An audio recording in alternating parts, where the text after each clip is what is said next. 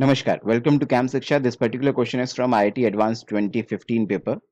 And this question is from the section called coordination chemistry. Coordination chemistry का ये वाला part आपका बहुत क्लियर होना चाहिए, तभी आप आईआईटी एडवांस में क्रैक कर पाओगे इसके क्वेश्चंस। कौन सा पार्ट? वीबीटी वाला पार्ट, वैलेंस बॉन्ड थ्योरी वाला पार्ट, जिसमें हम लोग क्या पढ़ते हैं, टिपिकली नंबर ऑफ इलेक्ट्रॉन निकालना सीखते हैं कि अनपेयर्ड इलेक्ट्रॉन कितने आए, कौन डायमेटिक है, कौन पैरामेटिक है, हाइब्रिडेशन निकालना सीखते हैं कि किसकी sp3d2 है, किसकी d2sp3 है, किस कौन स्क्वायर प्लेनर है, कौन टेट्राहेड्रल है। ये सारी थ्योरी हम जहाँ सीखते हैं ना, this is very important, this is very important, आपको ये आना चाहिए। फिलहाल अगर मैं देखूं Fe3+ आयन आपको दे रखा है, Fe3+ आयन आप ऑलरेडी जानते हो D5 सिस्टम होगा, तो इसमें लास्ट में क्या हो रहा होगा 4s2, इनफैक्ट 4s0 3d5, ये हो रहा होगा, है ना। आप जानते हो ना नॉर्मल कॉन्फ़िगरेशन क्या होता है, नॉर्मल कॉन्फ़िगरेशन होता है Fe का कॉन्फ़िगरेशन कितना होता है 4s2 3d6। तो 4s2 में से दो इलेक्ट्रॉन निकाल दिए, एक 3d6 में से इलेक्ट्रॉन निकाल दिया, 3d5 हो गया, जिसकी वजह से Fe3+ आयन हो गया।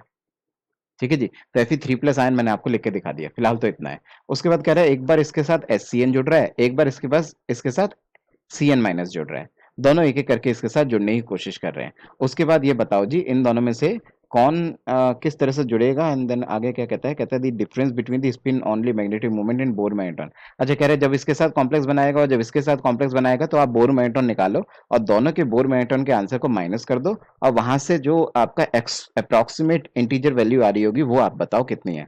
तो ध्यान से एक बात जरा आप ध्यान से देखना, यहाँ पे होता क्या है, यहाँ अगर आप ध्यान से देखो, इसने देखो मेंशन भी कर रखा है, ये सल्फर से जुड़ा है और ये कार्बन से जुड़ा होगा।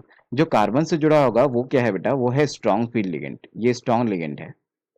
और जो सल्फर से जुड़ा है वो होता है week ligand, weak field ligand.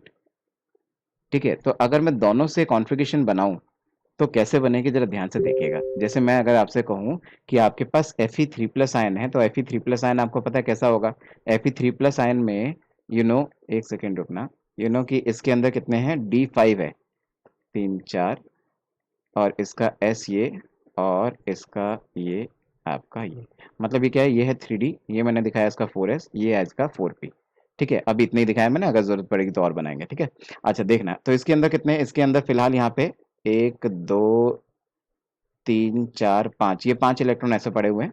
Similar से स्ट्रक्चर मैं इस यहाँ पे भी बना दूं एक बार, ये Cn- आयन के लिए बना दूं, तो Cn- आयन के लिए भी सेम काम है, वहां पे भी यही काम चल रहा होगा, ऐसा ही चल रहा होगा।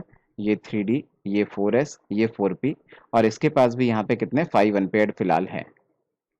अब है क्या ना, जब आप ध्यान से देखोगे तो यह क्या है, ये है वीक फील्ड लिगेंड, कितने, 6 वीक फील्ड लिगेंड है, ऑक्टाहेड्रल कॉम्प्लेक्स बनाना ना, तो 6 वीक फील्ड लिगेंड बेचारे क्या करेंगे, वो अंदर इनको परेशान नहीं कर सकते। जो स्ट्रॉन्ग फील्ड लिगेंड होते हैं वो तो क्या करते हैं ना, वो तो ये जो आपके अनपेड इलेक्ट्रॉन यहाँ पे पड़े होते हैं उनको कहते हैं कि तुम अंदर चले जाओ, तुम जाके पेयर हो जाओ, मेरे को ये बाहर के 2 रूम्स खाली करके दे दो। तो जो स्ट्रॉन्ग फील्ड लिगेंड होगा वो तो क्या कराएगा ना, इस वाले ऑर्बिटल को और इस वाले ऑर्बिटल को खाली करवा लेगा, स्ट्रॉन्ग फील्ड लिगेंड मतलब Cn- आयन। लेकिन SCn- आयन के पास इतनी ताकत नहीं है, वो बेचारा क्या करेगा, वो तो इनको नहीं छेड़ पाएगा, वो बेचारा पीछे आकर चुपचाप 6 SCn- एज इट इज बैठ जाएंगे। यहाँ पे मैं क्या बना रहा हूँ, यहाँ पे हम 4D भी बना रहा हूँ, तो देखना जरा क्या होगा।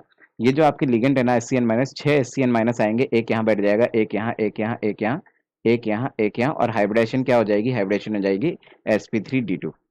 ठीक है, फिलहाल इसमें क्या होगा ना, इसमें जब आप काम कराने की कोशिश करोगे तो इस केस में क्या होगा, इस केस में स्ट्रॉन्ग फील्ड लिगेंड है, स्ट्रॉन्ग फील्ड लिगेंड की चलती है ताकत। ठीक है, वो ताकतवर है, और वो क्या कराएगा, वो लास्ट के 2 रूम्स को करा देगा खाली, उसको दो ही खाली कराने, क्योंकि दो ही हाइब्रिडेशन पॉसिबल है, तो sp3d2 या d2sp3। तो ये क्या कराएगा, d2sp3 बनाने के लिए यहाँ बैठना चाहता है, और यहाँ बैठने के लिए ऑब्वियसली उसको क्या कराना पड़ेगा, ये दोनों रूम्स खाली कराने पड़ेंगे। उसके लिए क्या बोलेगा, कहेगा तू इसके पास चला जा, तू इसके पास चला जा, तुम दोनों इधर इधर जाके पेयर हो जाओ, और ऐसा करके मेरे को 2 रूम्स खाली करके दे दो, हम बैठेंगे यहाँ।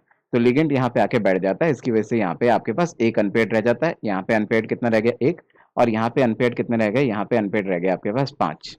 ठीक है, बाकी रही बात बोर मैग्नेट्रॉन निकालने की, चाहे तो आप निकाल लो, चाहे तो इतना याद रखो कि अगर 5 अनपेयर्ड आते हैं तो 5 पॉइंट समथिंग बोर मैग्नेट्रॉन आता है, 1 अनपेयर्ड आते हैं तो 1 पॉइंट समथिंग बोर मैग्नेट्रॉन आता है। ठीक है ना, तो 5 पॉइंट समथिंग और 1 पॉइंट समथिंग बोर मैग्नेट्रॉन, 5 - 1 करोगे तो 4 के आसपास आंसर आना चाहिए। तो इसने भी बोला अप्रोक्सीमेट इंटीजर वैल्यू आप बता दो, तो चाहो तो एक्जैक्टली टिपिकल कैलकुलेट कर लो। बोर मैग्नेट्रॉन जब निकालते हैं तो उसका फॉर्मूला क्या होता है, √n × n+2। तो इसका फॉर्मूला क्या हो जाएगा, ये बोर मैग्नेट्रॉन निकलेगा √5 × 5 + 2। इसको जब आप कैलकुलेट करोगे तो √35 आ जाएगा, जो कि आएगा 5.91 बोर मैग्नेट्रॉन। ठीक है जी, एग्जैक्टली जो आ रहा है वही लिखना। ठीक है, इसको 6 मत लिखना फिलहाल, ठीक है, जो आ रहा है वही लिखो।